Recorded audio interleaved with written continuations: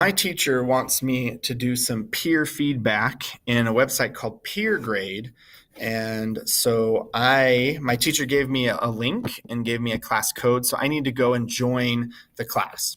So I'm going to go ahead and type up here. I'm going to do peergrade.io/join. This is the same link that you're going to go to.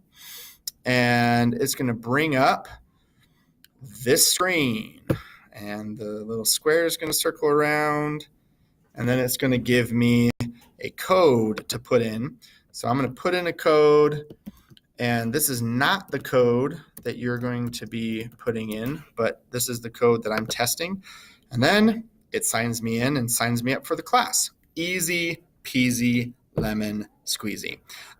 So then there's a test assignment, and I have a button that I can submit to, and I'm ready to go. It is that easy to sign up for Peergrade.